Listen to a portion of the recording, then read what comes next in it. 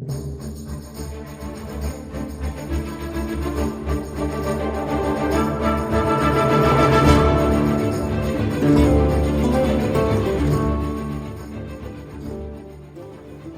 almost certainly do not remember your first time encountering magic in fiction.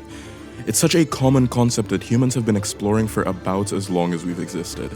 I've always personally been in love with it. The concept of people having the power to control elements, individuals, and the world around them is one of the most interesting and potential-rich concepts fiction can play with. The problem is, with modern interpretations of magic in fiction, things can get a little bit stale. Don't get me wrong, I will almost always enjoy getting to see people cast spells, but you can only watch characters wave a wand and say a particular incantation so many times before you start to want something a little bit more intricate. And there's lots of series between anime and manga that do provide that.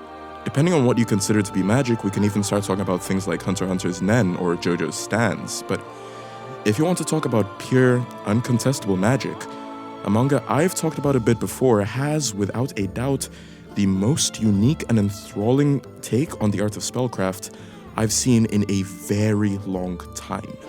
And when I call magic an art, I mean it. Witch Hat Atelier's magic system is, to simplify things, built on drawing a sigil, representing the type of spell itself, and seals, which are the modifiers of the sigil's effects, which cast a spell when enclosed within a ring. It's not a super complicated idea. In fact, it's relatively similar to things I've seen in something like Ni no Kuni.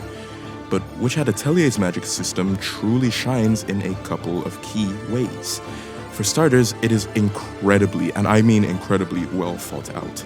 It truly feels like this concept of drawing magic is baked into every single aspect of this world. Since magic is drawn, it can be left places, which creates the series' take on magic tools, which it calls contraptions. I really love contraptions because, for one, they're so creative. From the basic sylph shoes, which let witches fly when they put their feet together to enclose the magic circles at their soles, to underwater castles where water can be breathed like air, to seal chairs serving as an in-universe analog to real-life wheelchairs helping disabled people get around, it feels like magic is actually baked into wider culture here. Something I really tend to take note of is when series tell you that magic is a big part of wider culture, but is rarely seen being applied to actual aspects of basic life where it could solve a lot of problems.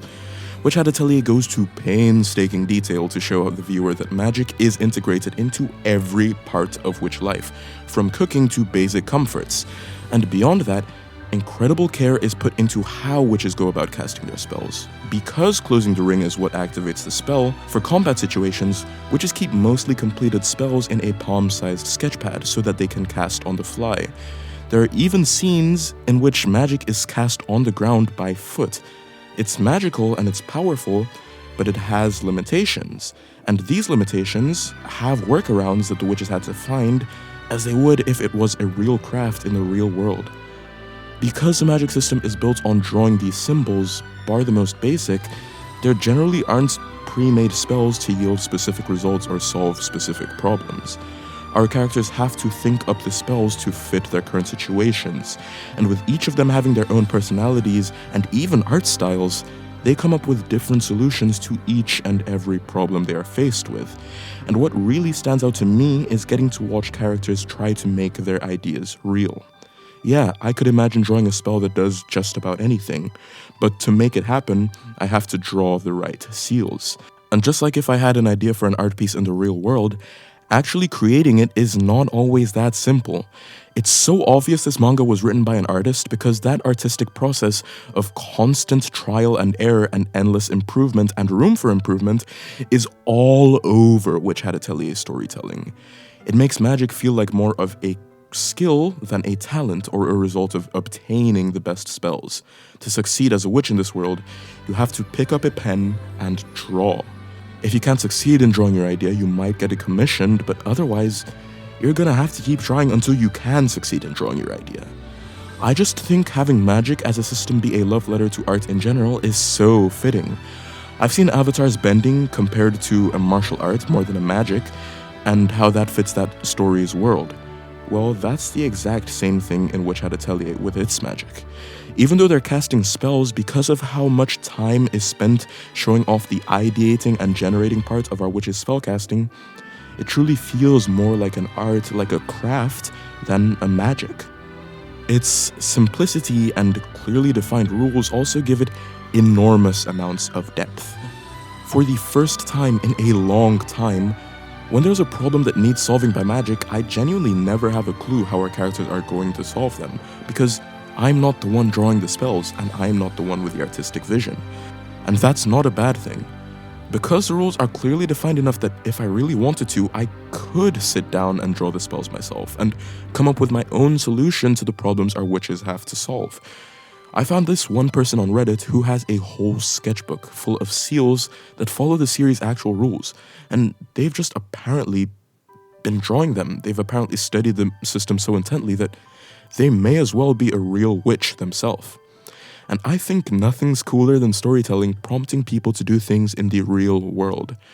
Witch Hat Atelier's magic is so novel and so inspired, yet familiar and intuitive enough that I can see myself drawing spells, and if I got into the series as a little kid, I would absolutely have my own little spellbook chock full of spells that I would have workshopped all on my own. Now this gets into the interesting part, because you may have noticed I didn't mention magic being used directly on people. Within the world of Witch Hat Atelier, magic tattooing is possible, but outlawed. In the series' early chapters, I remember actually being disappointed about this fact. I remember the literal thought I had: this magic system is so cool, but it sucks that the most interesting applications of it are outlawed. Well, what's interesting is that that exact thought is explored in remarkable detail in the story's actual content. The laws around magic and how it is and should be used are a central conflict in Witch Hat Atelier, and it's genuinely incredibly challenging. Even as just a third-party observer of this world, the idea of how magic and how it should be regulated is super difficult to reckon with. There's great arguments on the side of greater legislation, but there are so many reasons it should be handled more freely. And it just goes to show one of the most interesting parts of this system that's almost never explored. When human beings have the power to fly, shoot fire, and even rewrite memories, there's a real conversation to be had about how and if such absurd power should be used by the masses, or how and if it should be used at all. Because though magic is so often thought of as this mystical force of good and elegance, just like everything else in the world, it doesn't take a supervillain to reveal the problems with giving people that kind of power. It just takes someone hurt, someone vulnerable, someone gullible, or even someone just a little bit selfish to exploit the magic that could have made the world a touch prettier. I really can't do anything but recommend you experience this story for yourself. I've again made a whole video talking about this series without directly addressing the story or characters, but I promise they're really good and only getting better as the story progresses. In writing this video, I've come to realize that what I love so much about this story's magic is how deeply based in realism it is, certainly by the standards of magic. Though the cast are still doing things inconceivable to anyone living in the real world, the logic behind every spell cast makes it feel like you can participate in this craft. And again, based on some of the fans I've seen online, you literally kind of can. Using magic as a stand-in for art itself, one of the most beautiful and meaningful things we as humans have is, in my opinion, a masterstroke by Shirahama-sensei.